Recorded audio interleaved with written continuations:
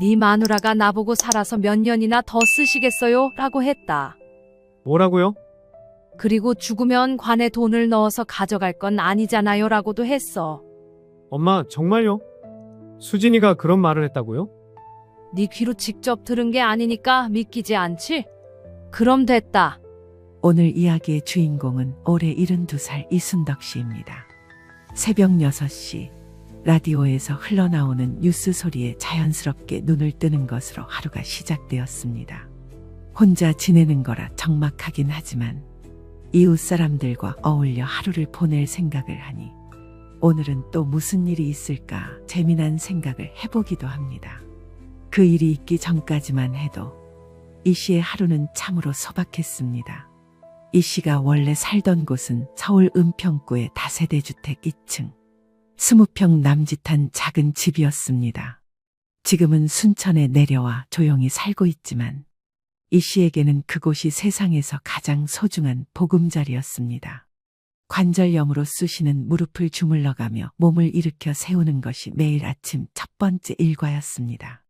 아이고, 이놈의 다리야. 오늘도 또 이러는구나. 혼잣말을 중얼거리며 창문을 열어 환기를 시키고 사연 라디오 볼륨을 조금 낮춘 후 간단한 아침 준비를 시작했습니다. 메뉴는 늘 비슷했습니다. 전날 끓여둔 미역국에 밥 한 공기, 김치 몇 조각이면 충분했습니다. 밥을 먹고 믹스 커피 한 잔을 타서 문득 바깥을 바라보았습니다. 새들이 지저귀는 소리, 바람이 부는 소리에 귀를 기울이니 이곳으로 내려오기 전에 있었던 일이 생각났습니다. 이곳에 오게 된 이유이기도 하고 새로운 삶을 살아보리라 다짐했던 일이거든요. 그 일을 이야기하려면 아주 예전으로 거슬러 올라가야 합니다. 서울에서 살았던 집에 대한 이야기부터 해야 하거든요. 이 씨가 서울에서 살았던 이 집은 남편이 돌아간 후 혼자 힘으로 마련한 첫 번째이자 마지막 집이었습니다. 30년 전 남편의 갑작스러운 심장마비로 홀로 남게 되었을 때 이 씨의 나이는 42였습니다. 당시 아들 준호는 대학교 2학년이었습니다. 남편이 다니던 회사에서 받은 퇴직금과 작은 보험금으로 겨우 전세로 시작했던 이 집을 이 씨는 10년 후 월세로 그리고 또 10년 후에야 비로소 자기 명의로 만들 수 있었습니다. 새벽 시장에서 청소 일을 하고 저녁에는 식당에서 설거지를 하며 모은 돈이었습니다. 그 시절을 떠올리면 지금도 가슴이 뭉클해집니다. 정말 힘들었지만 아들 하나만큼은 제대로 키워내겠다는 일념으로 버텨낸 시간들이었습니다. 아들 준호는 다행히 반듯하게 자라서 대학을 졸업하고 직장도 잘 다니게 되었습니다. 29에 좋은 며느리도 만나 결혼을 했고 손녀 지은이까지 낳아 이 씨에게는 더 바랄 것이 없었습니다. 이 씨의 일상에서 가장 행복한 시간은 주말이었습니다. 토요일 저녁이면 어김없이 아들 가족이 찾아와 함께 식사를 했습니다. 비록 소박한 차림이었지만 온 가족이 한자리에 모이는 그 시간만큼은 세상 부러울 것이 없었습니다. 지은아, 할머니가 네가 좋아하는 잡채 만들어놨다. 많이 먹어라. 와, 할머니, 정말 맛있어요. 저 할머니 잡채가 세상에서 제일 좋아요. 그래? 그럼 할머니가 내일 도시락으로도 싸줄까? 그런 대화를 나누며 보내는 주말 저녁이 이 씨에게는 일주일 내내 기다려지는 소중한 시간이었습니다. 며느리 수진이도 처음 몇 년간은 참 잘해주었습니다. 친정어머니 못지않게 챙겨주고 명절 때마다 정성스럽게 차례상도 준비해 주었습니다. 이 씨는 정말 좋은 며느리를 만났다고 생각했습니다. 하지만 언제부턴가 며느리의 태도가 조금씩 달라지기 시작했습니다. 처음에는 작은 변화라 별로 신경 쓰지 않았는데 시간이 갈수록 그 변화가 뚜렷해졌습니다. 예를 들어 예전에는 이 씨가 용돈을 건네주면 정중하게 감사 인사를 했는데 최근에는 그런 인사도 점점 형식적으로 변했습니다. 심지어 가끔은 용돈 봉투를 받으면서도 시큰둥한 표정을 짓기도 했습니다. 그래도 이 씨는 며느리가 육아와 살림으로 힘들어서 그런 것이라고 이해하려고 노력했습니다. 젊은 사람들은 스트레스도 많고 요즘 세상이 워낙 각박하니까 그럴 수도 있다고 생각했습니다. 무엇보다 손녀 지은이가 밝고 건강하게 자라는 모습을 보는 것만으로도 이 씨는 충분히 행복했습니다. 아이가 할머니를 따르며 안기는 모습, 학교에서 있었던 일들을 신나게 이야기하는 모습을 볼 때면 세상 모든 것을 다 가진 기분이었습니다. 그날도 평소와 다름없는 평범한 하루였습니다. 이 씨는 그 무서운 일이 일어날 줄은 꿈에도 몰랐습니다. 며느리 박 씨의 변화가 본격적으로 드러나기 시작한 것은 작년 가을부터였습니다. 그때 아들 준호네 가족이 살고 있던 전세 계약 기간이 얼마 남지 않았다는 이야기를 들었습니다. 집주인이 매매를 원한다며 재계약을 거부했다는 소식이었습니다. 요즘 부동산 시장이 워낙 뜨거워서 전세보다는 매매를 선호하는 집주인들이 많아졌다고 했습니다. 처음에는 이 씨도 걱정이 되었습니다. 아들 가족이 갑자기 이사를 해야 한다니 여간 큰일이 아니었습니다. 특히 지은이가 중학교 3학년이라 학군 문제도 신경 쓰였습니다. 엄마, 집주인이 재계약을 안 해준대요. 어떻게 해야 할지 모르겠어요. 그래? 그럼 다른 집을 알아봐야겠구나. 급한가? 한두 달 정도 여유는 있는데 요즘 전세집 구하기가 쉽지 않더라고요.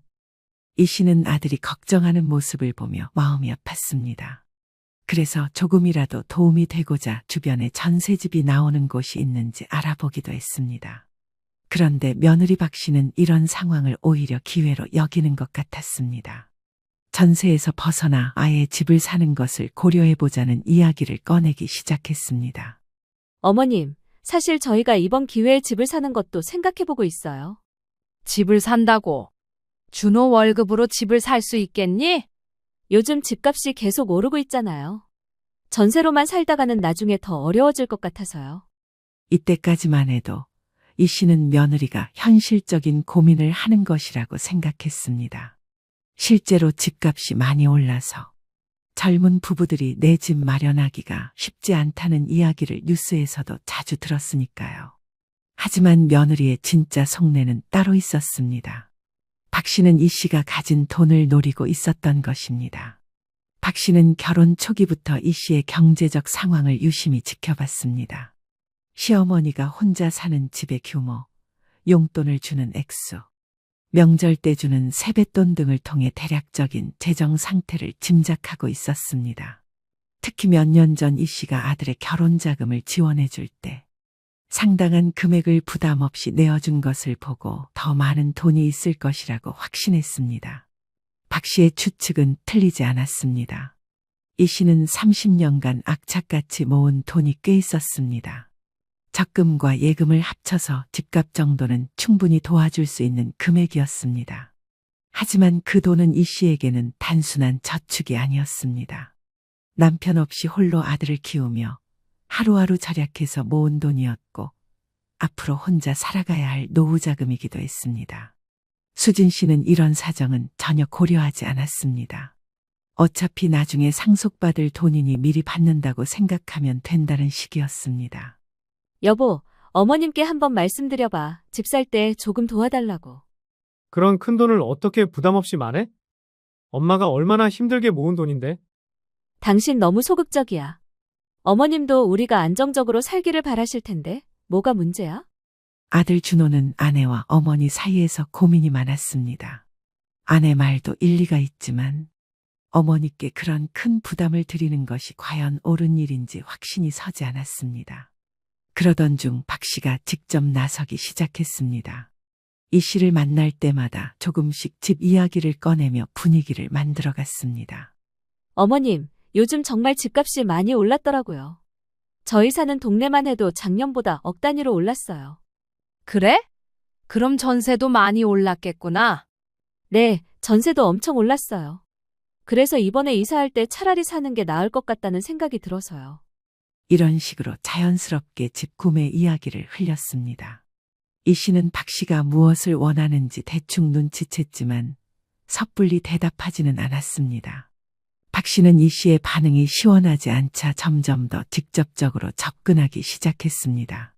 주변에서 시어머니가 집값을 도와준 사례들을 들려주며 은근히 압박을 가했습니다. 제 친구 있잖아요.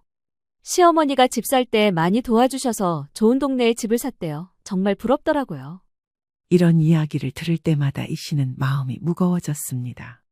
도와주고 싶은 마음은 굴뚝 같았지만 그렇게 큰 돈을 선뜻 내어주기에는 부담스러웠습니다. 더욱이 이 씨는 박 씨의 금전 감각이 좀 느슨하다는 것을 평소에 느끼고 있었습니다. 명품 가방이나 비싼 화장품을 사는 것을 마다하지 않는 모습을 보며 과연 집을 사고 나서도 잘 관리할 수 있을지 의문이 들었습니다. 그러나 박 씨의 요구는 날이 갈수록 더욱 구체적이고 노골적으로 변해갔습니다. 어느 토요일 저녁 온 가족이 모여 식사를 하던 중이었습니다. 평소보다 박 씨가 유난히 다정다감하게 굴었습니다. 이 씨가 좋아할 만한 음식도 사가지고 왔고 지은이 성적 이야기도 들려주며 분위기를 좋게 만들었습니다. 어머님, 지은이가 이번에 중간고사에서 반에서 3등 했어요. 정말 대견하죠? 그래? 우리 지은이가 정말 잘했구나. 할머니가 용돈 좀 더 줘야겠다. 할머니, 고마워요. 저 다음에는 1등 할게요. 분위기가 무르익었을 때 박 씨가 슬쩍 본론을 꺼냈습니다. 어머님, 사실 오늘 드릴 말씀이 있어서 왔어요. 이 씨는 박 씨의 말투에서 심상치 않은 기운을 느꼈습니다. 지난 몇 주간 박 씨가 집 이야기를 자꾸 꺼낸 것을 생각하면 무슨 말을 하려는지 대충 짐작이 갔습니다. 무슨 말인데?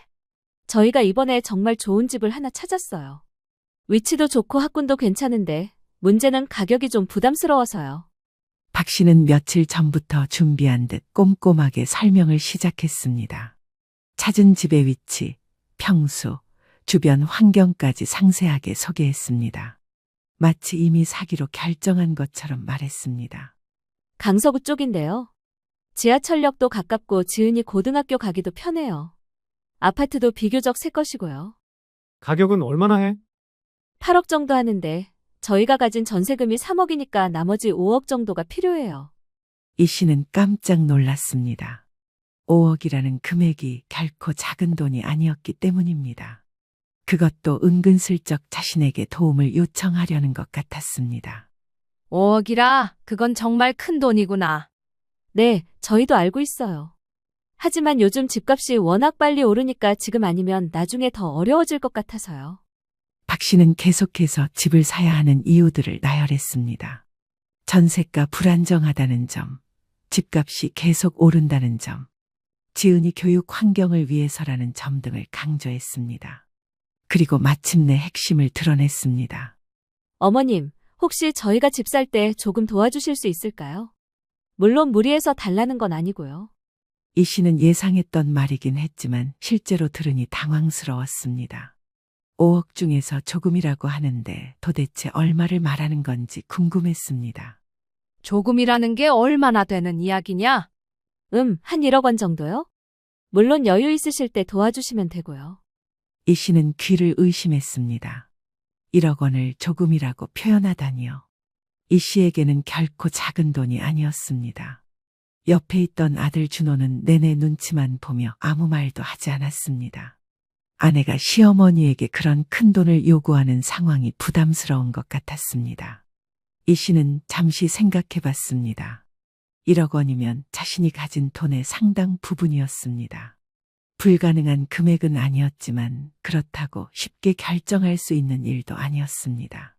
그 돈이 작은 돈이 아닌데 좀 생각해 볼 시간을 줘라. 네, 물론이죠.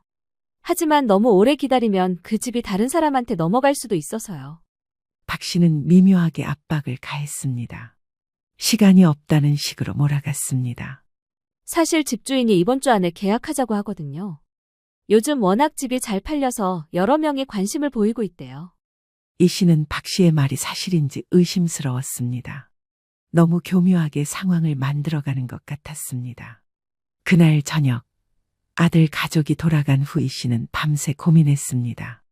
아들 가족이 좋은 집에서 안정적으로 사는 것을 보는 것은 분명 기쁜 일이었습니다. 하지만 1억 원이라는 금액은 이 씨에게 큰 부담이었습니다. 무엇보다 박 씨의 태도가 마음에 걸렸습니다. 마치 당연하다는 듯이 요구하는 모습에서 고마움보다는 권리의식을 느꼈습니다. 며칠 후 박 씨가 다시 전화를 걸어왔습니다. 어머님, 그 집 말인데요. 어떻게 생각해 보셨어요? 아직 좀 더 생각해 봐야겠다. 그렇게 급할 일이냐? 아니, 정말 좋은 집이라서요. 이런 기회가 또 언제 올지 모르거든요. 박 씨는 계속해서 재촉했습니다. 마치 이 씨가 결정을 미루는 것이 가족 전체에게 손해를 끼치는 것처럼 말했습니다. 어머님도 저희가 안정적으로 사는 것을 바라시잖아요. 그리고 지은이 미래도 생각해야 하고요. 박 씨는 교묘하게 손녀를 빌미로 내세웠습니다. 할머니가 손녀를 위한 일이라면 거절하기 어려울 것이라고 계산한 것 같았습니다. 하지만 이 씨는 쉽게 넘어가지 않았습니다. 오히려 박 씨의 이런 태도가 더욱 의심스러웠습니다. 수진아, 급한 마음은 이해하지만 이런 큰일은 신중하게 결정해야 한다. 조금만 더 기다려라. 박 씨의 목소리에서 실망감이 느껴졌습니다. 예상보다 이 씨가 쉽게 응하지 않자 조바심이 났던 것 같습니다. 이 씨가 쉽게 응하지 않자 박 씨의 태도는 점점 더 노골적으로 변했습니다. 일주일 후 박 씨는 남편 없이 혼자 이 씨를 찾아왔습니다. 평소보다 더 진지한 표정이었고 뭔가 준비해온 듯한 느낌이었습니다. 어머님, 혹시 시간 되세요? 중요한 이야기가 있어서요. 그래, 들어와라. 무슨 일이냐? 박 씨는 가방에서 부동산 매물 정보지를 꺼내 이 씨 앞에 펼쳤습니다. 해당 아파트의 사진과 상세 정보가 적혀 있었습니다. 어머님, 이게 제가 말씀드린 그 집이에요. 보세요. 정말 좋지 않아요? 이 씨는 사진을 보며 고개를 끄덕였습니다. 확실히 괜찮아 보이는 집이었습니다. 이 단지가 작년에 지어진 신축이거든요. 그리고 여기 보세요. 지은이 다닐 고등학교까지 도보로 10분이에요. 박 씨는 마치 이미 계약이 성사된 것처럼 이야기를 이어갔습니다. 심지어 인테리어 계획까지 상세하게 설명했습니다. 거실에는 새 소파를 놓고 지은이 방에는 큰 책상을 들여놓으려고요. 어머님도 자주 놀러 오시면 편하게 쉬실 수 있을 거예요. 이 씨는 박 씨의 말을 들으며 묘한 기분이 들었습니다. 마치 자신의 돈을 쓰는 것이 이미 기정사실인 것처럼 말하고 있었습니다.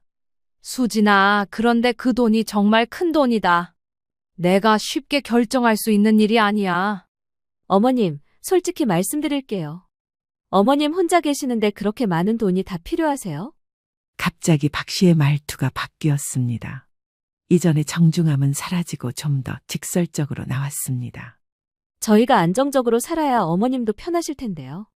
나중에 어머님 모실 때도 넓은 집이 더 좋잖아요. 이 씨는 박 씨의 변한 태도에 당황했습니다. 마치 자신이 이기적인 사람인 것처럼 몰아가는 느낌이었습니다. 그렇긴 하지만 그리고 솔직히 말하면 어차피 나중에는 그이가 상속받을 돈이잖아요. 미리 좀 주신다고 생각하시면 안 될까요? 박 씨의 말에 이 씨는 깜짝 놀랐습니다. 자신이 아직 살아있는데 벌써 상속 이야기를 꺼내다니요. 얘야, 내가 아직 죽지도 않았는데 무슨 상속 이야기를 하니? 아, 그런 뜻이 아니라 어머님이 오래오래 사셔야죠. 다만 어떻게 보면 같은 돈인데 지금 주시는 게 저희한테 더 도움이 될 것 같아서요. 박 씨는 말끝을 흐리며 눈치를 살폈습니다. 하지만 이미 본심이 드러난 후였습니다. 이 씨는 가슴이 답답해졌습니다. 며느리가 자신을 이미 죽은 사람 취급하는 것 같아 섭섭했습니다. 수진아, 그 돈은 내 노후 자금이기도 하다. 내가 나이가 들면 병원비도 많이 들고 요양원비도 필요할 수도 있잖니. 그런 건 저희가 다 모실 텐데 뭘 걱정하세요? 그리고 어머님은 아직 건강하시잖아요. 박 씨는 이 씨의 걱정을 대수롭지 않게 여겼습니다. 마치 노후 준비 같은 건 필요 없다는 식으로 말했습니다. 그때 박 씨의 휴대폰이 울렸습니다. 부동산 중개사로부터 온 전화였습니다. 네, 안녕하세요. 네? 다른 분이 관심을 보인다고요? 아, 그래요. 통화를 마친 박 씨의 표정이 급해졌습니다. 어머님, 큰일 났어요. 부동산에서 그러는데 다른 분이 그 집에 관심을 보인대요. 내일까지 답을 안 주면 다른 분한테 넘어갈 수도 있다고 하네요. 이 씨는 박 씨의 말이 진짜인지 의심스러웠습니다. 너무 절묘한 타이밍이었습니다. 그럼 다른 집을 알아보면 되지 않겠니? 그 집만 있는 건 아니잖아. 어머님, 이런 좋은 조건의 집은 정말 찾기 어려워요. 놓치면 정말 후회할 거예요. 박 씨는 점점 더 다급해했습니다. 이 씨가 계속 미루자 초조함을 감추지 못했습니다. 그이는 워낙 소극적이라서 이런 중요한 결정을 잘 못 내려요. 그래서 제가 직접 와서 부탁드리는 거예요. 박 씨는 남편까지 끌어들이며 이 씨를 설득하려 했습니다. 어머님만 도와주시면 저희가 정말 행복하게 살 수 있어요. 그리고 지은이도 좋은 환경에서 공부할 수 있고요. 박 씨는 계속해서 감정에 호소했습니다. 하지만 이 씨는 여전히 확신이 서지 않았습니다. 수진아, 정말 미안하지만 하루 만에 그런 큰 결정을 내리기는 어렵다. 좀 더 생각해 볼 시간을 줘. 박 씨의 얼굴이 순간 굳어졌습니다. 예상보다 이 씨가 완강하게 나오자 당황한 것 같았습니다. 어머님, 정말 이번이 마지막 기회일 수도 있어요.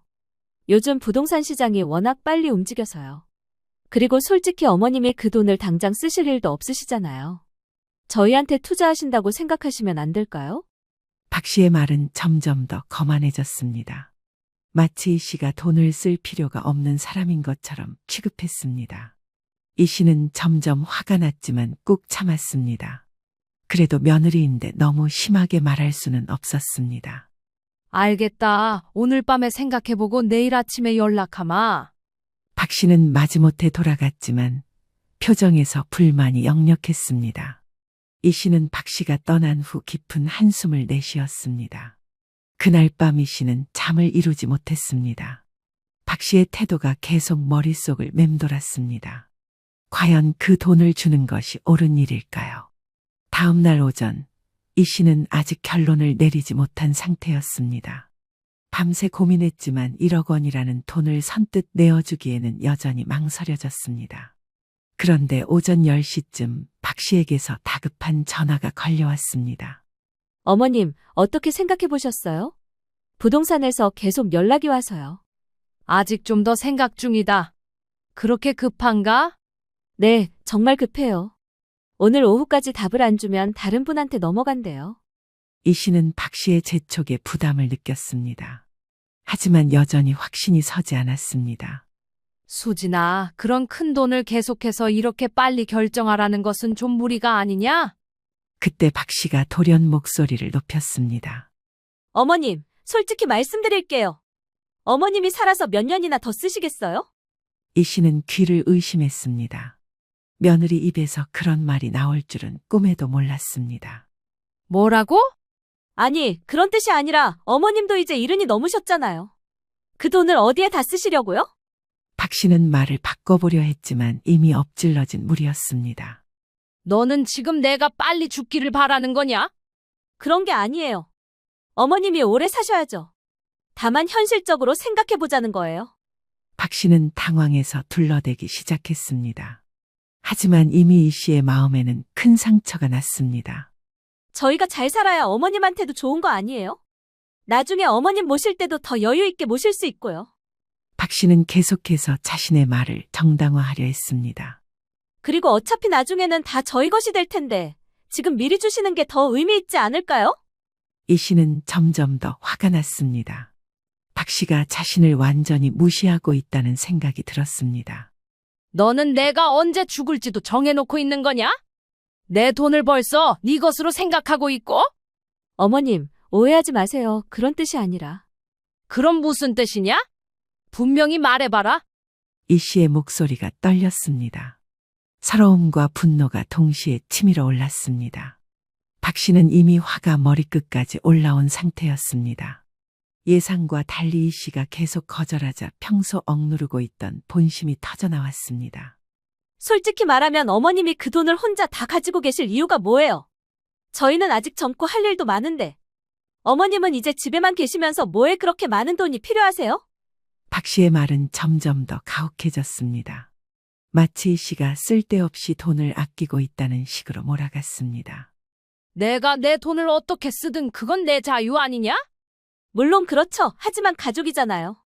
좀 더 현실적으로 생각하셔야죠. 저희가 이렇게 어려울 때 도와주시는 게 당연한 거 아니에요? 박 씨는 이제 완전히 본색을 드러냈습니다. 이 씨가 도와주는 것을 의무인 것처럼 말했습니다. 이 씨는 더 이상 참을 수 없었습니다. 당연하다고. 내가 너희를 도와주는 게 당연한 일이라고? 글쎄요, 보통 시어머니들은 그렇게 하시던데요. 어머님만 유독 그렇게 인색하신 것 같아서요. 박 씨는 이제 대놓고 이 씨를 인색하다고 비난했습니다. 친구들한테 들어보니까 다른 분들은 자녀 집 살 때 많이 도와주시더라고요. 어머님은 왜 그렇게 아끼세요? 이 씨의 가슴이 철렁 내려앉았습니다. 박 씨가 다른 사람들과 자신을 비교하며 험담을 하고 다녔다는 것을 알게 되었습니다. 너는 나를 다른 사람들과 비교해서 험담하고 다녔단 말이냐? 험담이 아니라 사실을 말한 거죠. 솔직히 어머님이 좀 이기적이신 것 같아요. 박 씨의 말에 이 씨는 심장이 멎는 것 같았습니다. 30년간 아들 가족을 위해 희생해온 자신을 이기적이라고 말하다니요. 내가 이기적이라고? 네, 솔직히 그래요. 자식이 어려울 때 도와주지 않으면서 그 돈으로 뭘 하려고 하세요? 어차피 나중에는 그 사람한테 다 넘어갈 돈인데. 지금 필요할 때 안 주시고 언제 주시려고요? 박 씨는 계속해서 이 씨를 몰아세웠습니다. 마치 이 씨가 잘못된 사람인 것처럼 말했습니다. 그때 박 씨가 결정적인 말을 던졌습니다.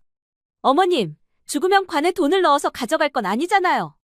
그럼 지금 저희한테 좀 의미 있게 써달라고 하는 게 뭐가 잘못이에요?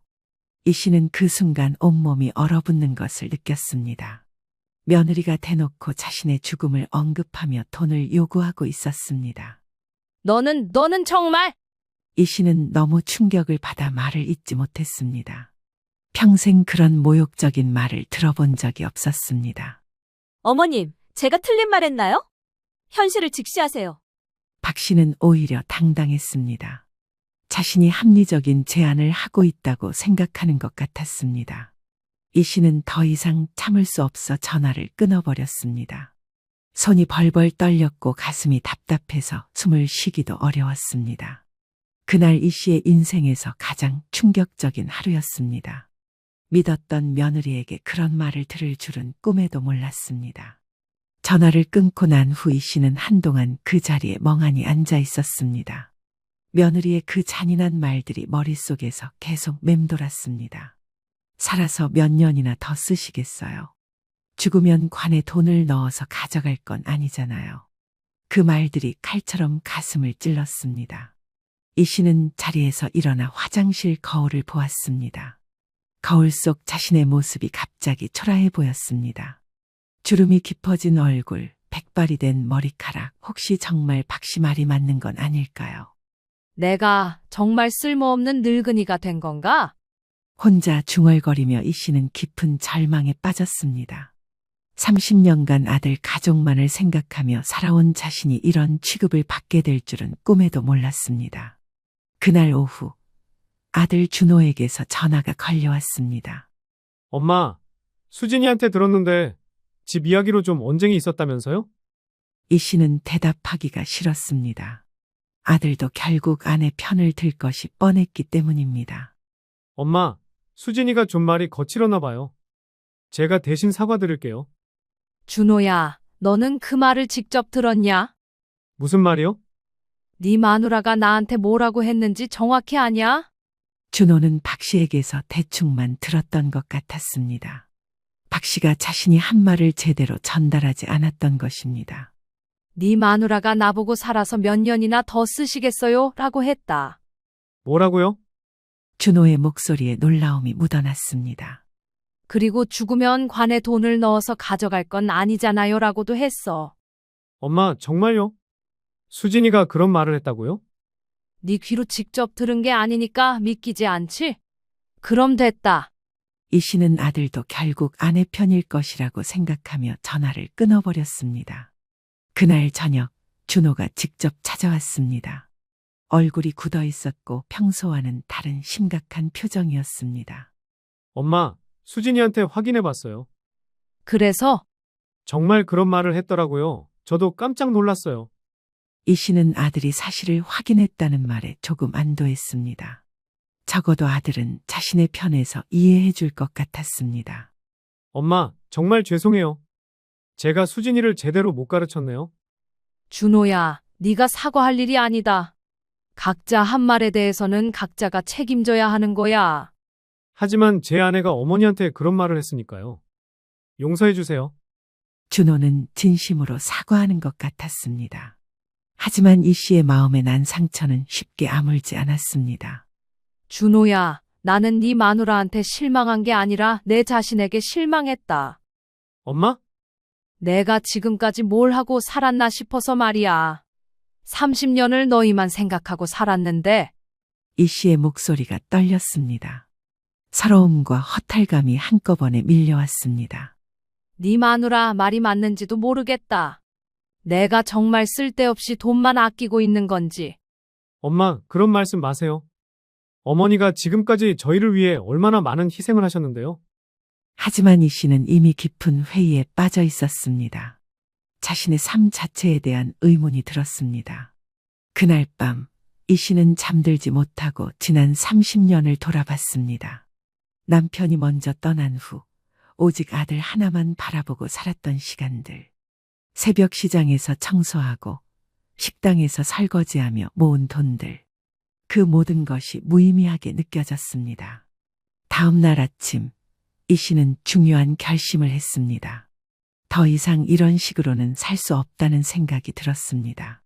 이 씨는 오래전부터 마음 한구석에 품고 있던 꿈이 있었습니다. 고향인 순천으로 돌아가서 조용히 살고 싶다는 소망이었습니다. 남편과 함께 나이 들면 고향에 내려가 텃밭 가꾸며 살자고 했던 약속도 있었습니다. 하지만 지금까지는 아들 가족 곁에 있어야 한다는 생각에 그 꿈을 접어두고 있었습니다. 그런데 이제는 달랐습니다. 더 이상 자신을 필요로 하지 않는다는 것을 뼈저리게 느꼈습니다. 이 씨는 서랍에서 옛날 사진첩을 꺼냈습니다. 남편과 함께 순천에 갔을 때 찍은 사진들이 있었습니다.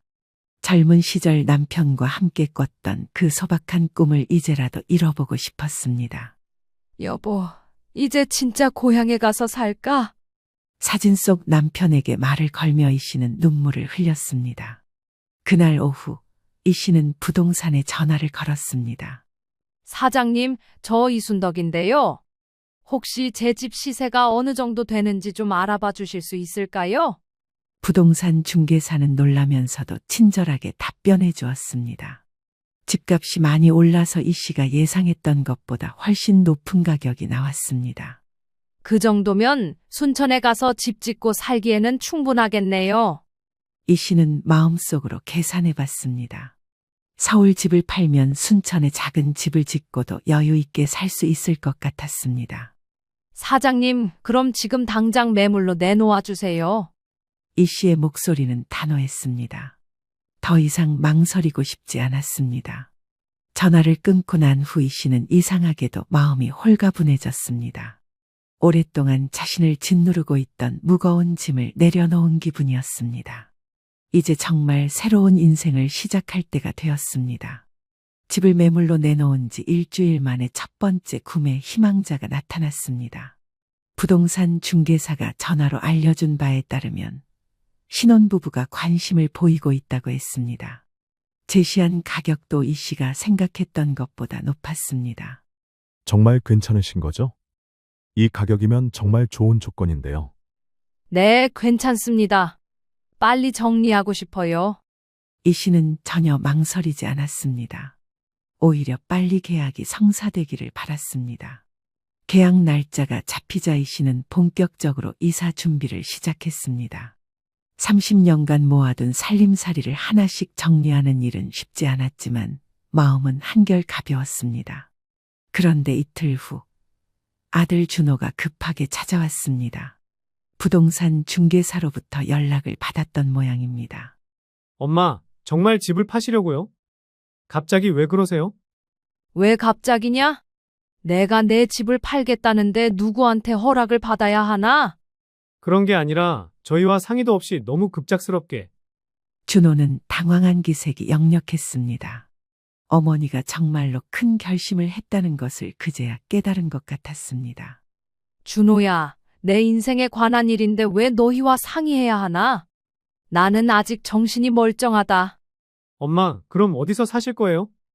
설마 혼자 다른 곳으로 이사 가시려는 건 아니죠? 순천에 내려가서 살 생각이다. 순천이요. 거기는 너무 멀잖아요.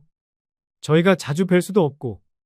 준호는 어머니의 결심이 생각보다 심각하다는 것을 알고 더욱 당황했습니다. 자주 볼 필요 있나? 너희는 너희 생활 있고 나는 내 생활 있는 거지. 그때 박 씨도 함께 나타났습니다. 얼굴이 새파랗게 질려 있었습니다. 어머님, 정말 집을 파신다고요? 저 때문에 그러시는 거예요? 너 때문이 아니라 나 때문이다. 어머님, 제가 그날 말을 좀 심하게 했나 봐요. 정말 죄송해요. 박 씨가 뒤늦게 사과했지만 이 씨의 마음은 이미 돌아설 수 없는 강을 건넌 후였습니다. 사과는 고맙지만 이미 계약했다. 계약을 취소하시면 안 될까요? 제가 정말 잘못했어요. 박 씨는 필사적으로 매달렸습니다. 이 씨가 떠나면 경제적 지원을 받을 길이 완전히 막힌다는 것을 깨달았던 것입니다. 수진아, 취소할 생각 없다. 그리고 네가 잘못했다고 생각한다면 그건 나한테 사과할 일이 아니라 너 자신을 위해 반성할 일이지. 이 씨의 말에는 더 이상 감정이 실려 있지 않았습니다. 차갑고 담담했습니다. 엄마, 그래도 이렇게 갑자기 모든 걸 정리하시면 안 되잖아요. 좀 더 생각해 보세요. 이미 충분히 생각했어. 그리고 이게 나한테는 갑작스러운 일이 아니야. 오래전부터 생각해온 일이거든. 이 씨는 거짓말을 했습니다. 하지만 그렇게 말하는 것이 아들 가족에게는 더 나을 것 같았습니다. 네 아버지와 나이 들면 고향에 가서 살자고 약속했었거든. 이제라도 그 약속을 지키려고 한다. 이 씨가 돌아가신 남편을 언급하자 준호는 더 이상 말을 이어가지 못했습니다. 어머님, 그럼 저희는 어떻게 해요? 전세금도 올리겠다고 하는데? 박 씨는 여전히 자신들의 사정만 생각했습니다. 그건 너희가 알아서 해야 할 일이다. 나는 더 이상 너희 문제에 관여하지 않겠다. 너희도 이제 독립할 때가 되었어. 언제까지 나한테 기댈 생각이냐? 이 씨의 단호한 말에 박 씨는 할 말을 잃었습니다. 며칠 후 계약이 정식으로 체결되었습니다. 이 씨는 짐을 정리하며 순천으로 떠날 준비를 마쳤습니다. 순천에는 이 씨가 오래전에 남편과 함께 산 작은 땅이 있었습니다. 그곳에 작은 집을 지을 계획이었습니다. 서울 집을 판 돈이면 충분히 가능한 일이었습니다. 이사하는 날 아들과 며느리가 마지막으로 찾아왔습니다. 엄마, 정말 가시는 거예요? 그래, 간다. 어머님, 정말 죄송해요. 제가 너무 철없었어요. 박 씨가 눈물까지 흘리며 사과했지만 이 씨는 별다른 반응을 보이지 않았습니다. 수진아, 울지 마라. 이제 너희도 스스로 살아갈 힘을 기를 때가 되었다. 그리고 지은이한테는 할머니가 새로운 곳에서 행복하게 살고 있다고 전해줘라. 짐을 실은 작은 트럭이 순천을 향해 출발했습니다. 창밖으로 서울의 풍경이 점점 멀어져 갔습니다. 이 씨는 차창 밖을 바라보며 생각했습니다. 이제 정말 자신만의 인생이 시작되는 것이라고 말입니다.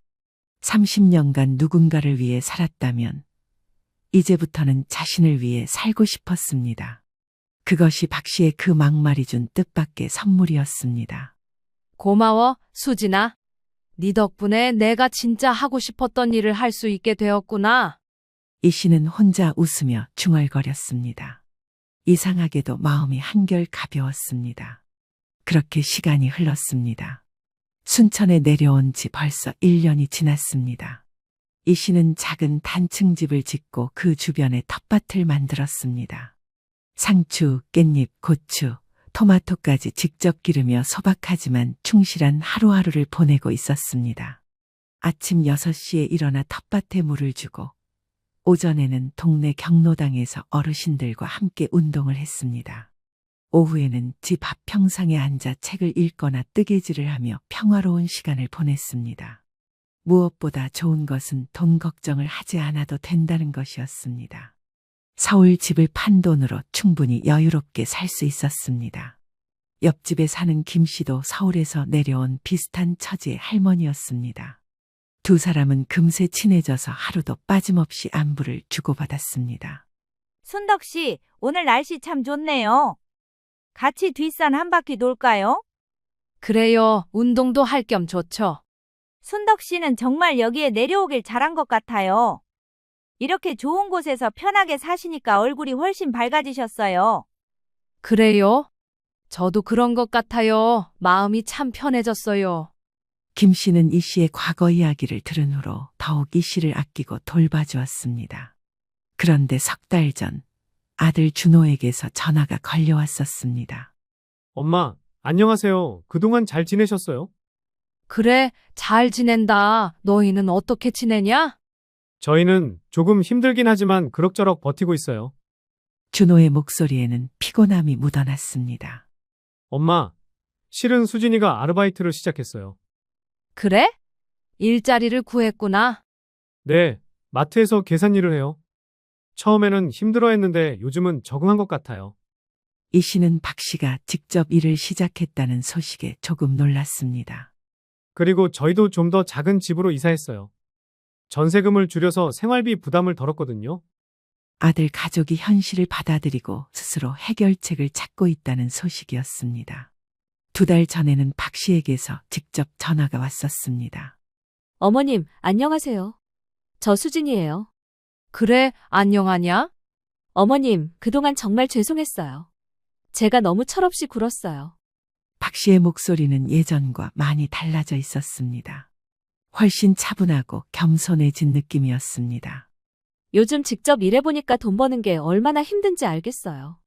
어머님이 그동안 얼마나 고생하셨는지. 그래, 이제 알았구나. 어머님 말씀이 다 맞았어요. 저희가 스스로 해결해야 할 일이었는데 너무 쉽게 생각했었어요.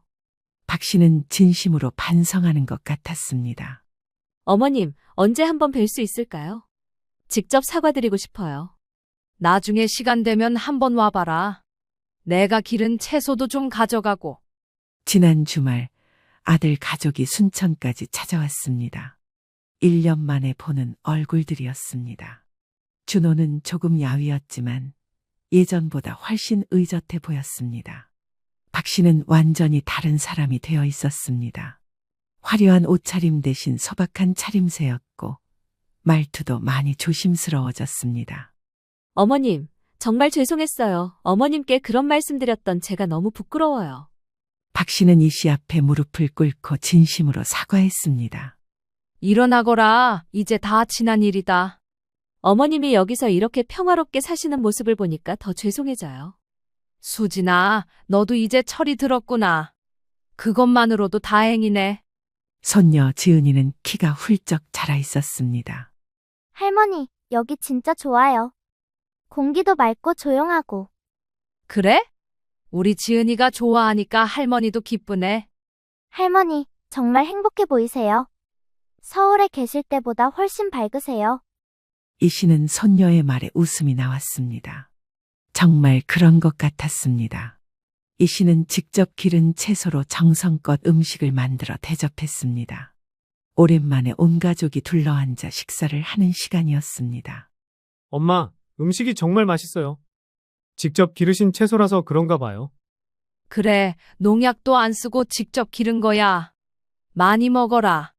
어머님, 정말 지혜로운 선택을 하신 것 같아요. 여기서 이렇게 사시니까 훨씬 건강해 보이세요. 그래, 스트레스가 없으니까 몸도 마음도 편하네. 아들 가족이 돌아간 후 이 씨는 김 씨와 함께 저녁 산책을 했습니다. 순덕 씨, 며느리분이 많이 달라진 것 같던데요? 그러게요. 사람은 힘든 일을 겪어야 철이 드나 봐요. 그래도 이제 가족들이 순덕 씨 마음을 이해하게 되니까 다행이에요. 네, 저도 그런 것 같아요. 이 씨는 별이 가득한 밤하늘을 바라보며 생각했습니다. 박 씨의 그 막말이 오히려 자신에게는 새로운 인생의 문을 열어준 계기가 되었다는 것을 말입니다. 돈의 진정한 가치는 얼마나 많이 가졌느냐가 아니라 어떻게 의미 있게 쓰느냐에 있다는 것을 이제는 확실히 알겠습니다. 그리고 가족을 사랑하는 것과 무조건 희생하는 것은 다르다는 것도 깨달았습니다. 이제 이 씨는 진정으로 자신만의 행복을 찾았습니다. 누구를 위해서가 아닌 오직 자신을 위한 시간들이 얼마나 소중한지 매일매일 느끼고 있습니다. 여보, 우리 약속 지켰어요. 이제 정말 행복해요. 이 씨는 하늘을 바라보며 돌아간 남편에게 인사했습니다. 얼굴에는 평화로운 미소가 떠올라 있었습니다. 그런데 말씀드릴 게 있어서요. 뭔데? 그동안 저희가 드렸던 용돈 있잖아요. 그거 매달 50만 원씩 드렸던 거? 그게 왜? 그게 사실 서진이 월급에서 나가는 부분이었어요. 이제 저희도 애 교육비나 다른 지출이 많아서 혹시 조금 조정해도 괜찮을까 해서요. 안녕하세요. 남편과 제2의 인생, 그러니까 둘만의 노후를 보내고 있는 67살 심현숙입니다. 제가 얼마 전까지 흔히 말하는 황혼 육아를 하고 있었습니다. 그저 자식들 살기 편하게 도와주느라. 손주 녀석과 5년 가까이 붙어 있다 보니 오만정이 다 들었지만 지금은 과감히 제 손길을 끊어버렸답니다. 솔직히 아쉬운 마음이 없지 않아 있지만 이런 결정을 내린 이유가 있어요. 혹시 여러분 도시락 하나 시켰다고 무시당해 보셨어요? 손주를 봐주다 생긴 사소한 사건이지만 그 이후로 저는 조금씩 생각이 달라지기 시작했어요. 게다가 그 도시락은 아무 말 없이 시킨 것도 아니었어요. 저녁 반찬도 해두고 국도 끓여놨는데 그냥 밥하기 귀찮아서 도시락 하나 시킨 건데 그걸로 한 소리 들었네요. 요즘은 도시락도 다 나트륨 범벅이에요. 어머님, 애한테 주면 안 되죠. 그 말이 틀린 건 아니었지만 서운했어요. 그날은 몸이 너무 안 좋아서 그냥 한 끼 때운 거였거든요. 그래, 내가 눈치가 너무 없었네. 그날따라 그렇게 말이 짧더라고요. 꼭 나가란 소리처럼 들렸어요. 손자 이유식 먹이고 씻기고 옷까지 갈아입혀 놓았는데 며느리는 문도 열지 않고 안방에서 조용했어요. 아들은 퇴근하자마자 문 앞에서 말하더군요. 엄마, 이제 명빈이 안 봐주셔도 될 것 같아요. 그 한마디예요.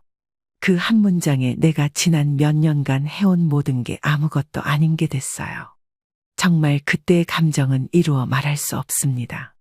다른 사람들이 보면 복에 겨운 소리라고 할 수도 있겠네요.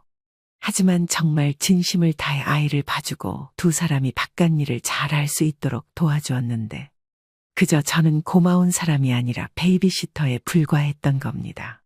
물론 처음에는 부탁이었어요. 어머니, 이번에 복직 못하면 회사 잘려요. 애 좀 봐주시면 안 될까요? 엄마, 저도 웬만해서는 명빈이 어린이집에 맡기고 저희가 알아서 해보려고 했는데 생각보다 야근도 자주 해야 하고요. 근무 평정 잘 받으려면 아무래도 회사에 붙어 있다시피 해야 하니까요. 지금까지 쌓아온 커리어가 너무 아깝잖아요. 조금만 도와주세요. 네? 내 뜻에도 없던 황혼 육아를 하게 생겼네. 뭐 너희들이 그렇다니 별 수 있겠니? 상황이 나아지면 아이들은 너희들이 돌봐야 한다. 나도 나이가 있다 보니까 힘들어. 네, 어머니, 그건 걱정하지 마세요. 제가 복직하고 어느 정도 자리 잡으면 말씀드릴게요. 그때까지만 부탁드릴게요. 알았다, 알았어. 그럼 명빈이 언제부터 맡길래? 아이가 낯가림이 없으니까 다음 주부터 맡겨도 될 것 같아요. 준비되는 대로 말씀드릴게요. 진짜 감사해요. 엄마 아니었으면 저희 정말 대책 없었는데. 그렇게 울면서 두 손 모으던 며느리였어요. 그땐 미안할 만큼 절박했죠. 그랬던 손주가 이제 5살이 됐어요. 기저귀 떼고 말도 곧잘 하고 어린이집도 잘 다녀요. 내 손에서 컸던 아이가 어느 순간부터 내가 손 뗄 수 없는 사람이 돼 있더라고요. 그리고 그건 내게 더는 여기가 당신 자리가 아니라는 말과 같았어요. 이제 애 데려오지 말고 우리도 쉬자. 당신도 그만 좀 해. 남편은 늘 말이 없어요. 그런데 그날은 저보다 먼저 말했어요. 더 늙기 전에 우리 인생부터 챙기자.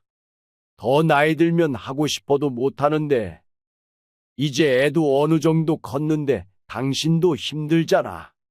남편의 말에 고개가 절로 끄덕여졌어요. 어느 날이었어요.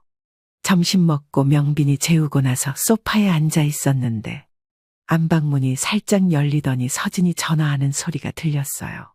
언제까지 이럴 거야? 나 진짜 숨 막혀. 회사보다 집이 더 피곤해. 매일 오시잖아. 이젠 좀 알아서 그만 오셔야 하는 거 아니야? 그 말 들었을 때 가슴이 쿵 내려앉았어요. 내가 이 집에서 짐이었구나 싶었죠. 그 말이 며느리의 진심인 걸 다음날 아들의 말이 확인시켜줬어요. 분명히 자기가 원해서 애를 봐준 건데 저런 식으로 말할 줄은 몰랐어요.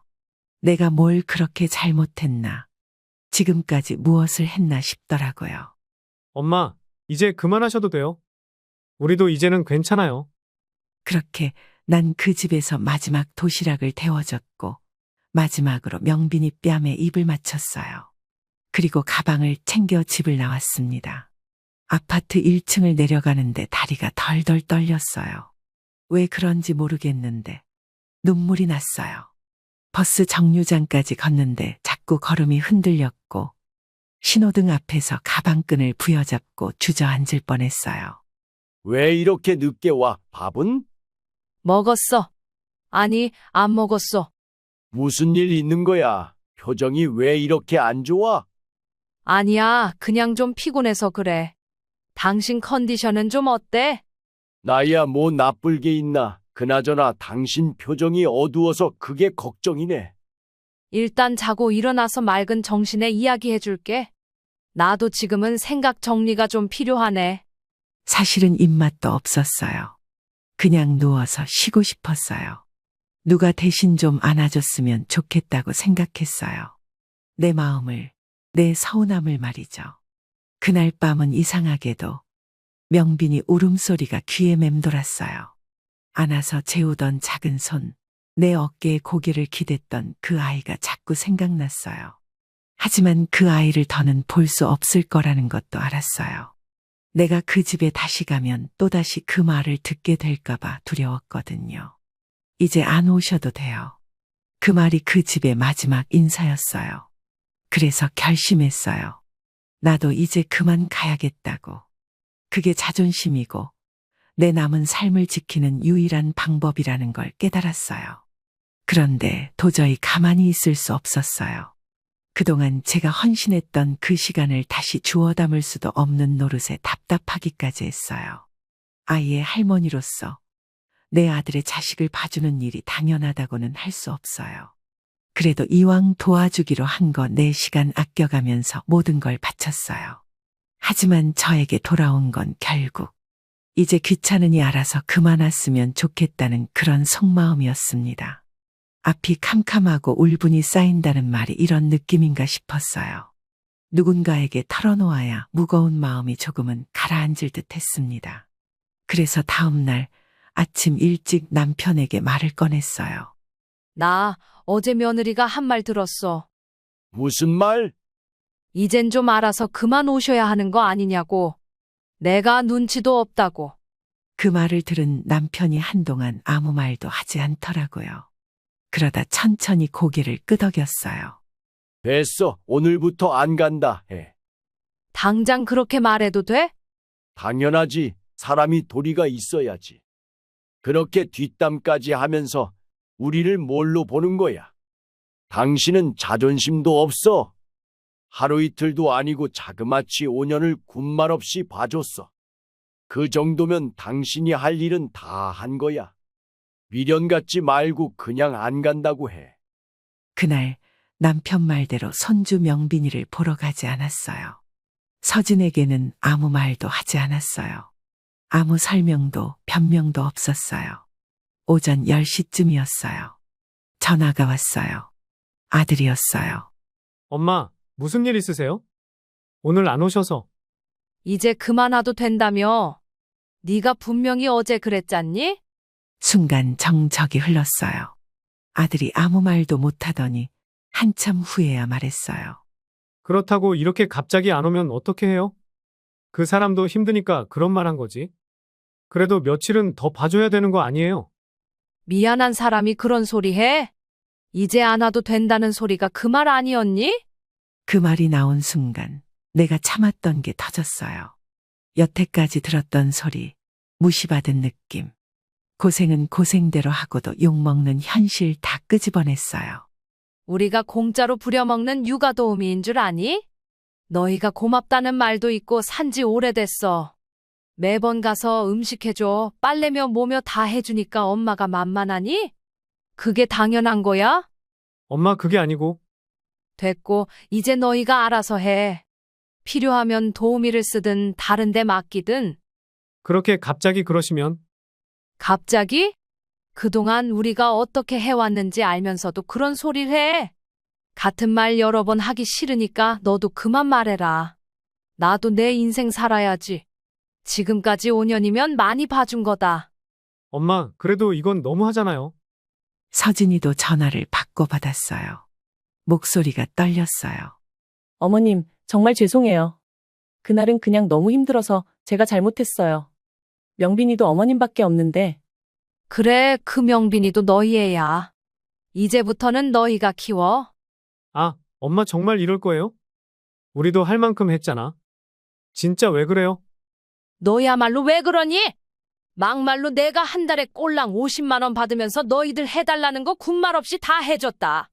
명빈이 돌 때도 그거 한 푼도 안 쓰고 모아서 다시 너희 줬지? 그때 너희 우리한테 고맙다고 말이라도 한 번 했니? 아무튼 명빈이 너희 자식이니까 너희가 알아서 해라. 시터를 구하던 말던 알아서 해.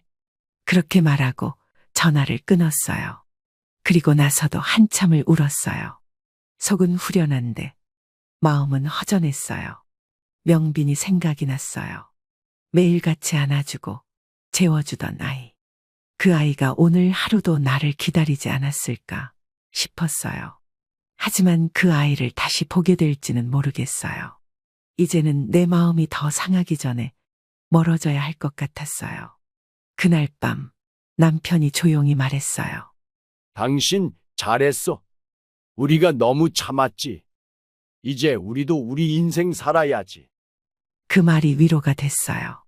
처음으로 누군가 내 편 같았어요. 그날 이후로 전화는 하루에 몇 번씩 왔어요. 서진이도 태우도 번갈아 가며 연락을 했죠. 하지만 우린 받지 않았어요. 대신 집안에 묵직한 침묵만 흘렀어요. 그 침묵이 우리가 견뎌온 시간보다 더 무겁게 느껴졌어요. 명빈이 울음소리가 귓가에 맴돌고 가끔은 내가 만들어준 반찬을 먹으며 웃던 모습도 떠올랐어요. 하지만 그보다 먼저 떠오른 건 안방에서 들었던 그 말이었어요.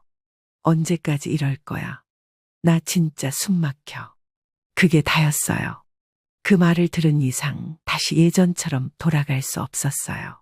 우린 변한 게 아니라 깨달은 것뿐이었어요. 아들 내외가 결국 집으로 왔어요. 현관문을 열고 들어선 그 얼굴엔 다급함이 묻어 있었어요.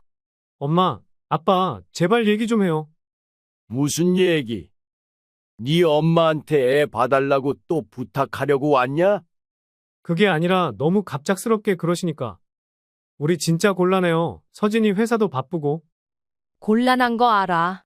근데 우리도 곤란해. 더는 못하겠어. 근데 명빈이 어떡하라고요? 지금 당장 맡길 데도 없고. 우리가 명빈이 낳자고 했냐? 키우겠다고 한 사람은 너희야. 책임도 너희가 져야지. 아들은 말을 잇지 못했어요. 당황한 듯 고개를 떨구더니 조심스럽게 다시 물었어요. 딱 이번 달까지만 안 될까요? 우리가 사정 있을 땐 하루만 못 봐도 불만이었잖아. 지금은 한 달을 맡아달라니 우리가 뭐 도움이야? 우리도 인생이 있어. 이제 우리 시간 좀 살자. 너희 애가 아무리 예뻐도 그 말 듣고 다시 볼 수는 없어. 네 엄마가 무슨 죄를 지어서 그런 말을 듣고 살아야 해. 아들이 아무 말 없이 한숨만 내쉬더니 문득 내 손을 잡았어요. 엄마, 진짜 미안해요. 서진이도 많이 반성하고 있어요. 그날 그런 말 한 거 너무 후회한대요. 명빈이도 엄마 아빠가 아니면 안 된다니까. 우리가 믿고 맡길 수 있는 건 엄마 아빠밖에 없어요. 그 말이 거짓이 아니라는 건 알았어요. 하지만 신뢰는 한 번 무너지면 쉽게 돌아오지 않아요. 그래서 그 믿음으로 나한테 그런 소리를 했어? 말이라는 게 말이다. 아 다르고 다르다. 이젠 알아서 눈치껏 빠지면 안 되냐는 식으로 말해놓고 안 간다고 하니까 득달같이 찾아와서 빌면 내가 다시 그래 하고 가서 명빈이 봐줘야 하는 거냐? 그 말 듣고 엄마가 얼마나 속상했는지 생각하는 게 먼저 아니야? 그건 저도 정말 몰랐어요. 서진이랑 다시는 그런 일 없을 거예요. 어머님, 저 죄송합니다. 그날 제가 너무 지쳐 있었고 진심이 아니었어요. 저도 애 키우다 보니까 너무 힘들어서 그랬어요. 힘들 땐 그렇게 얘기해야지. 숨 막힌다고 알아서 좀 빠져달라는 말이 먼저였어? 며느리는 고개를 숙였고 나는 남편과 눈을 마주쳤어요. 우리는 말없이 고개를 저었어요. 이번엔 마음이 쉽게 움직이지 않았어요. 우리가 지금까지 너희 위해서 뭘 했는지 기억은 하냐? 알죠. 당연히 알죠. 그동안 진짜 감사하게 생각하고 있었어요. 근데 말로 표현을 잘 못해서. 그 고마움을 왜 표현 못해? 우리가 뭘 바랬니? 그냥 존중받고 싶었어. 사람 대접 받으면서 살고 싶었어. 네 입장에서 시댁 식구들이 어려운 거 그거 나도 잘 알아. 근데 이런 식으로 나한테 상처 준 건 뭐라 표현을 못하겠다. 그냥 내 인생이 부정당한 느낌이야. 내가 그렇게 답답하고 귀찮았으면 애초에 명빈이를 맡기지 말았어야지. 안 그러니? 침묵이 길어졌고 며느리는 눈가를 훔쳤어요. 진심인지 후회인지 이젠 모르겠어요. 우린 그걸 확인할 여유도 마음도 없었어요. 명빈이는 예뻐, 진짜. 근데 우리가 그 애 보기 위해서 자존심까지 버릴 순 없어. 그럼 앞으로 진짜 안 봐주실 거예요? 그래, 너희 말대로 할게. 이젠 안 올게. 그리고 너희도 우리 인생에서 조금 빠져줘. 그 말을 하고 나니 숨이 쉬어졌어요. 무언가 무너진 게 아니라 오히려 세워졌다고 해야 할까요? 그동안 쌓아둔 감정 위에 이제는 내 인생을 다시 지을 수 있을 것 같았어요. 그날 밤 우리는 일찍 불을 껐어요. 처음으로 명빈이의 울음소리가 없는 저녁이었어요. 처음엔 낯설었지만 잠시 후엔 조용함이 좋더라고요. 평온했어요. 남편이 누워서 말했어요. 이제 우리도 좀 쉬자. 남들처럼 우리 나이에 할 수 있는 걸 하면서 살자. 여행도 다니고 맛있는 것도 먹으러 다니고 영화나 연극도 보러 다니고 말이야. 그 말에 고개를 끄덕이며 생각했어요. 그래요. 이제는 우리 인생을 살아야 할 시간이 된 거예요. 주말이 되자 아들이 전화를 걸어왔어요. 익숙한 벨소리였는데 이제는 그 소리만 들어도 가슴이 덜컥 내려앉았어요. 엄마, 오늘 저녁에 시간 되세요? 명빈이 엄마 승진했어요. 장모님이 밥 사신다네요. 아, 그래? 잘 됐네. 축하한다고 전해. 엄마도 같이 오세요. 같이 모이기로 했어요. 아니야, 됐어. 너희끼리 갔다 와. 그 말하고 전화를 끊었어요. 전혀 미안하단 기색도 없었고 부모에게 자랑하고 싶은 일은 있어도 정작 감사의 마음은 없었어요. 남편에게 말하니까 고개를 끄덕였어요. 그냥 우린 불러만 주면 나가는 사람이지. 뭐 기대하나? 그 말이 씁쓸했어요. 나는 아무 말 없이 싱크대 앞에 앉아 조용히 귤 껍질을 벗겼어요. 귤 한쪽을 먹었는데도 맛이 없었어요. 며칠 뒤 아들 내외가 찾아왔어요. 손에 커피 2잔을 들고 왔죠. 엄마, 아빠, 지난번에 너무 죄송했어요. 서진이도 많이 반성했어요. 그래, 그건 들었다. 그래도 우리 결심은 변함없어. 그런데 말씀드릴 게 있어서요. 뭔데? 그동안 저희가 드렸던 용돈 있잖아요. 그거 매달 50만 원씩 드렸던 거? 그게 왜? 그게 사실 서진이 월급에서 나가는 부분이었어요. 이제 저희도 애 교육비나 다른 지출이 많아서 혹시 조금 조정해도 괜찮을까 해서요. 그 말을 듣는 순간 속이 울렁거렸어요. 그 돈이 많아서가 아니라 그걸 용돈이 아닌 노동 대가로 여겼다는 게 더 기가 막혔어요. 그래, 조정해. 아니, 안 줘도 된다. 어차피 한 푼도 안 쓰고 모아뒀다. 그냥 다 가져가라. 우리는 그 돈 받자고 명빈이 키운 거 아니니까.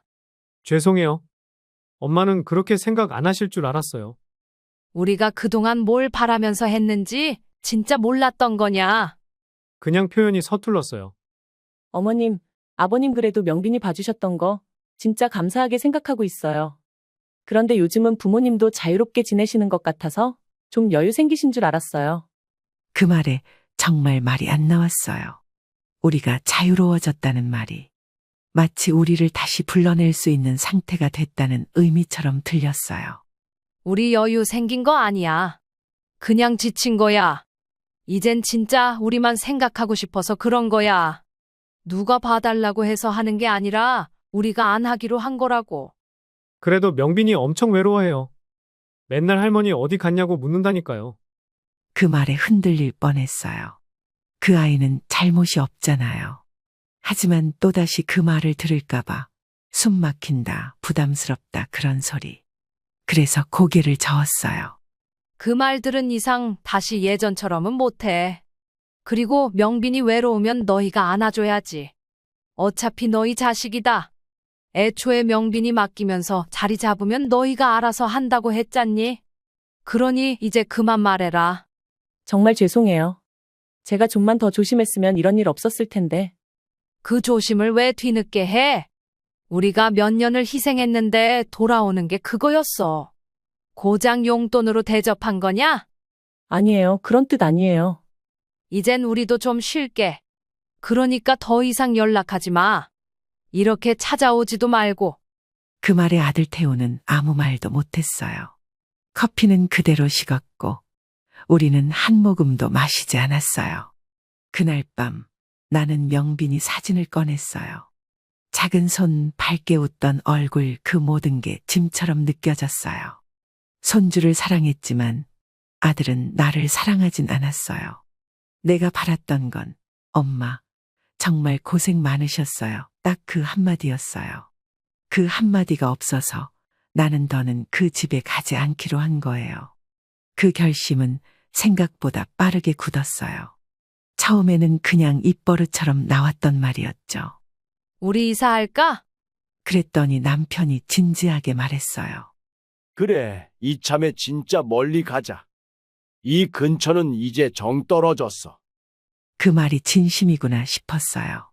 그래서 그날로 부동산을 돌았어요. 아들네 집에서 버스 타고 15분 거리였던 우리 집. 이제는 기차를 타고 와야 할 만큼 먼 데로 가고 싶었어요. 여보, 우리 이사갈 집 말이야. 내가 사소한 건 다 고치고 왔거든. 이왕 사는 거 깨끗하게 살려고 도배랑 장판도 새로 싹 했어. 지난번에 안 해도 된다더니 결국 했어요.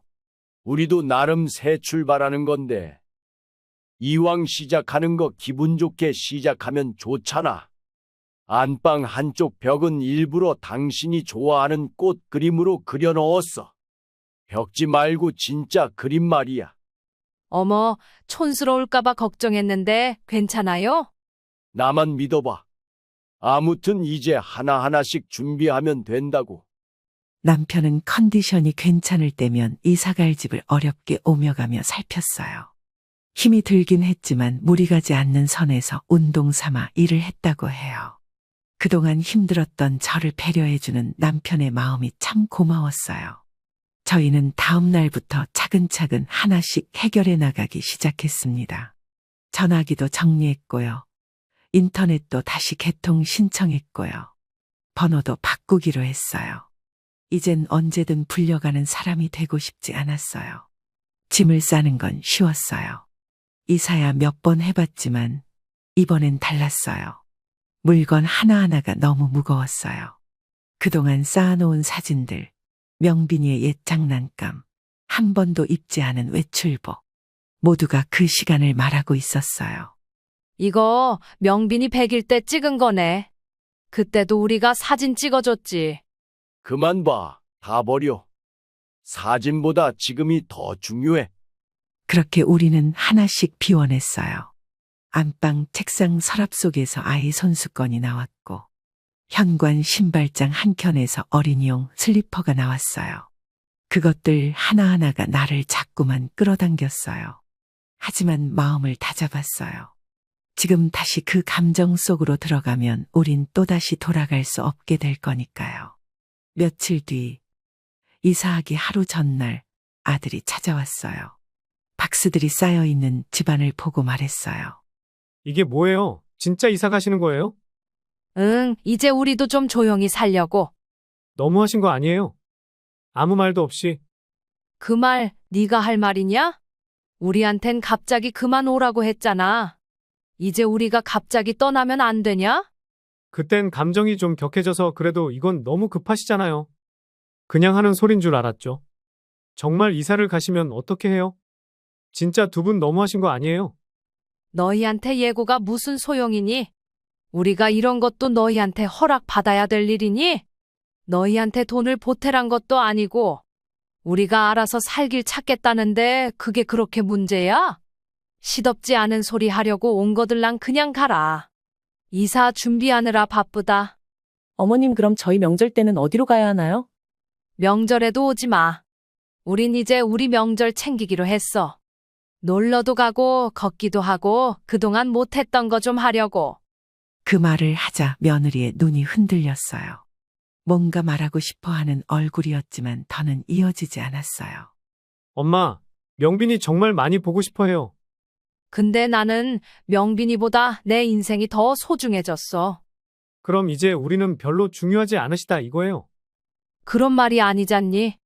그렇게 아니 꼽게 듣는 걸 보니 너희 아직 정신을 덜 차렸구나. 시끄러우니까 그냥 가라. 진짜 서운하네요. 서운한 건 우리 아니겠니? 자식이라고는 너 하나밖에 없는데 손주 봐주다가 그런 말이나 듣고 엄마 속 썩는 건 생각도 못하고 자기들 편하려고 어떻게든 구슬리려고 하는 것 좀 봐라. 물론 명빈이는 눈에 넣어도 아프지 않은 내 손주야. 그런데 내 자식이 아니잖니. 그러니 이제 엄마한테 그만 책임 전가하지 말고 너희가 직접 책임져. 이제 그 정도는 할 수 있잖아? 그 말을 하고 나니까 진짜로 내가 나를 위해 살기로 한 것 같았어요. 한때는 죄책감이 컸는데 지금은 아니었어요. 오히려 해방이었어요. 짐을 다 싸고 택배로 보낼 박스 위에 이름을 적었어요. 그 이름 하나 쓰면서도 눈물이 고였어요. 그건 슬퍼서가 아니라 다짐이었어요. 당신 진짜 고생했어. 그동안 명빈이 봐준다고 그게 육아가 아니라 희생이었잖아. 나 이젠 그냥 평범한 사람으로 살고 싶어. 누가 나 부르지 않고 내 하루를 내가 정할 수 있는 사람. 너무 애들 편의만 봐주면서 산 것 같아. 이사 당일 차에 짐을 싣고 문을 잠그는데 왠지 모르게 손이 떨렸어요. 지나온 시간들이 스쳐 지나갔어요. 명빈이의 첫걸음마, 아들의 퇴근 인사, 며느리의 미안하다던 눈물. 그 모든 게 담긴 이 집이 이젠 더 이상 우리의 집이 아니게 된 거예요. 문을 잠그고 계단을 내려오며 남편이 말했어요. 이제 진짜 끝이네. 이 집하고는. 응, 이제 다시는 돌아가지 않을 거야. 그 말로 끝냈어요. 그동안 망설였던 관계도 희망이란 단어도 이제는 모두 내려놓기로 했어요. 그리고 마음 한켠에서 이런 생각이 들었어요. 이렇게까지 해야 하는 걸까라는 의문보다는 왜 이제야 했을까라는 아쉬움이요. 이사를 마치고 나서 한 달쯤 지났을까요? 집은 조용했고 창밖으로는 철새가 날아가고 있었어요. 매일 아침 산책을 하고 집에 돌아와 조용히 책을 읽는 일상이 생각보다 꽤 만족스러웠어요. 전화도 없었고 문자도 없었어요. 그렇게 서서히 자식과의 거리가 익숙해지고 있었어요. 그러던 어느 날 태우한테서 전화가 왔어요. 목소리에 긴장감이 없진 않았어요. 엄마 들으셨어요? 명빈이 동생 생겼어요. 그래? 누나한테 들었어. 축하해. 건강하게 잘 나아. 감사해요. 사실 이번엔 계획한 건 아니었는데 그래도 잘 키워보려고요. 그래, 잘해봐. 그 말을 하는데 내 입에서 저절로 힘이 빠졌어요. 기쁨보다도 다시 뭔가 돌아올까봐 그게 먼저 떠올랐어요. 그런데 역시나였어요. 몇 마디의 잡담이 오간 뒤 태우는 결국 본심을 꺼냈어요. 엄마, 혹시 이번에도 아이 좀 봐주실 수 있을까요? 지금은 저희가 경력도 더 중요하고 서진이도 회사에서 이번에 승진하면서 복귀 타이밍이 중요한데. 그 말이 끝나기도 전에 가슴이 철렁 내려앉았어요. 역시 그럴 줄 알았어 싶었어요. 다시는 그 고통을 겪고 싶지 않았어요. 내 자식이 낳은 자식이 안 예뻐 보일 리 없었지만 내 희생을 당연하게 생각하고 또 한 발자국 물러서서 아이들을 봐주겠다 하면 그때 그 감정이 다시 되풀이 될 테니까요. 그리고 이번엔 하나도 아니고 둘이었어요. 첫째 손주가 어느 정도 컸으니 괜찮겠다 싶지만 제 나이에 아이 둘을 돌봐주는 것도 만만치 않은 일이거든요. 태우야, 너희는 아직도 그걸 말할 자격이 있다고 생각하니? 아니, 그게 아니라 이번엔 진짜 엄마 고생 안 시킬게요. 데려다 주고 데리고 오는 건 저희가 할 테니까 집에서만 좀 봐주시면 안 될까요? 이제 됐다. 그만해라. 우린 더는 그 역할 안 해. 아빠, 엄마 정말 이번 한 번만이에요. 애들 또 맡기고 싶은 마음 아니에요. 그래서 우리가 또 지치고 또 숨 막히다 소리 듣고 또 이사 가야 되는 거니? 그런 뜻 아니잖아요. 엄마도 아시잖아요. 그땐 서진이가 예민해서. 그 예민한 말 한마디에 내 인생 몇 년이 무너졌어. 그건 정말 미안해요. 진심으로요. 그럼 진심으로 미안하면 다시는 같은 부탁하지 마. 근데 엄마, 명빈이도 할머니 계속 찾고 있어요. 자기만 봐줬다고 생각하니까 이번에는 왜 안 봐주냐고 묻는 날이 올 수도 있어요. 그 말은 또 다른 압박이었어요. 아이를 이용한 죄책감의 자극이었죠. 순간 화가 났어요. 그럼 명빈이한테 얘기해. 할머니는 명빈이 봐주고 너무 늙었대. 그래서 병원 다니느라 바쁘대. 아니, 그냥 솔직히 말해. 할머니는 이번엔 너희 때문에 마음 다쳐서 안 온다고. 그 말이 나오자 태우는 침묵했어요. 그건 사실이니까요. 그 누구도 부정할 수 없었어요. 정말 한 번도 안 봐주실 거예요? 그래, 이번엔 너희가 알아서 키워. 그게 부모라는 거야. 그리고 우리가 너희 보고 둘째 가지라고 했니? 손주 낳아달라고 했어? 너희들이 사랑해서 생긴 아이인데 왜 우리가 키워줘야 하니? 뭐가 그리 당연한 거야? 그럼 앞으로 명절이나 명빈이 생일 같은 건 그냥 안 보실 거예요? 우리가 연락 안 해도 니들이 먼저 한 적 있었냐? 필요할 때만 전화하고 용돈 얘기할 땐 정확하더라. 그건 아니에요. 정말 아니에요. 이제 와서 얘기해봤자 뭐하니? 이사까지 했어. 다시 돌아가는 일은 없을 거야. 니들이 무슨 부탁을 하든 우리는 우리 인생 살 거니까 그런 줄 알아. 지금까지 도와준 거면 충분하다고 본다. 둘째 계획이 있었으면 너희도 지난번 일 겪으면서 생각이라는 걸 했겠지. 어물쩍 우리한테 죄송하다고 하고 애 봐달라고 하면 우리가 봐줄 것 같았니? 그렇게 느끼셨다면 죄송해요. 하지만 그런 마음은 아니에요. 그래, 그럼 너희가 알아서 해. 우리한테 더 이상 도와달라고 하지 않았으면 한다. 계속 말하면 입만 아프니까 그만 돌아가. 전화는 그렇게 끊겼어요. 남편과 나는 말없이 소파에 앉아 창밖을 봤어요. 가을 바람이 잔잔하게 불었고 빨래는 금세 마르고 있었어요. 잘했다. 지금 흔들리면 또 반복이야. 연락 오면 인사치레만 하고 말도 길게 섞지 마. 그만큼 해준 거면 정말 다 해준 거라 다름없다고. 당신 고생 많았어. 응, 이번엔 진짜 끝낼 거야. 전화는 다시 오지 않았어요. 그리고 한동안 아무 소식도 없었어요. 마음은 편했지만 문득문득 명빈이가 생각났어요. 그 아이가 이제는 동생이 생기겠구나. 그 동생은 내 얼굴도 모를 테지. 그런 생각이 들었어요. 그래도 괜찮았어요. 나는 이번 생에서 다 죽어도 남은 사람이라 생각했어요. 그 후 서진에게서 짧은 메시지가 왔어요. 잘 지내시죠? 곧 출산이에요. 걱정 말고 편히 지내세요. 그 말 너무 늦었지만 그래도 더는 바라지 않았어요. 나는 답장을 하지 않았어요. 그게 내 마지막 예였어요. 서운한 것도 미운 것도 더는 남기지 않기 위해서요. 햇살이 참 좋았어요.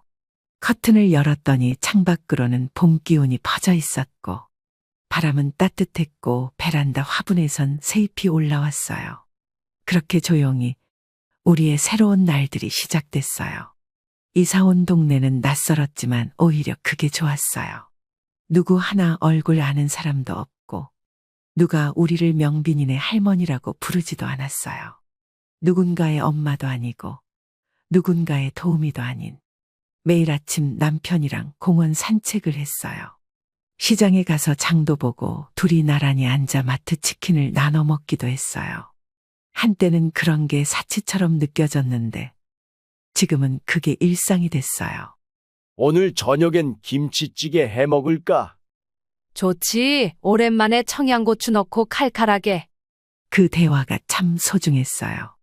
서로를 위해서 아무런 기대 없이 나누는 말. 이젠 전화기 진동에도 가슴이 벌렁거리지 않아요. 번호도 바꿨고 자식들이 연락해도 예전처럼 반갑지는 않았어요.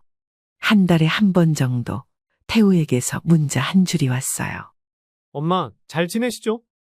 명빈이 동생이 태어났어요. 이름은 선빈이에요. 그 문자도 그저 보고 지나쳤어요. 축하하지 않았다는 게 아니라 거기까지가 내 역할이라는 걸 알았거든요. 나는 그 집안의 도움이었지. 이젠 가족이 아니었어요. 그 사실을 받아들이니까 마음이 더는 아프지 않았어요. 언젠가 며느리 서진이도 한 줄 메시지를 보냈어요. 어머님, 그때는 정말 죄송했어요. 제가 그 말만 안 했어도 그 말이 늦은 후회인 건 알았지만 답장은 하지 않았어요. 그게 내 방식의 정리였어요. 이젠 괜찮아. 응, 괜찮아졌어. 가끔 생각은 나지만 이젠 다시 돌아가고 싶진 않아. 잘했어. 우리가 참 오래 참았지. 응, 그땐 몰랐는데 이렇게 사는 게 사람 사는 거더라. 남편과 함께 소파에 앉아 창밖을 봤어요. 햇빛이 거실 바닥에 따뜻하게 퍼져 있었고 라디오에선 사연이 흘러나오고 있었어요. 그 순간 나는 내 인생에서 처음으로 나 자신을 사랑할 수 있을 것 같았어요. 이제 우리 인생, 우리 마음대로 살자. 좋지. 남은 건 우리뿐인데. 이제 우리 인생 좀 살아봐야지. 다짐처럼 기도처럼 그 말을 몇 번이고 되뇌었어요. 다시는 누군가의 돌봄에 내 삶을 내주지 않기로. 다시는 누군가의 부탁에 내 시간을 바치지 않기로. 그리고 무엇보다 나 자신을 다시는 잃지 않기로요. 나는 이제 엄마가 아니라 내 자신 있는 그대로 살아가기로 했어요. 시청자 여러분, 오늘 이야기 어떠셨나요? 여러분들의 생각과 경험을 아래 댓글에 공유해 주세요.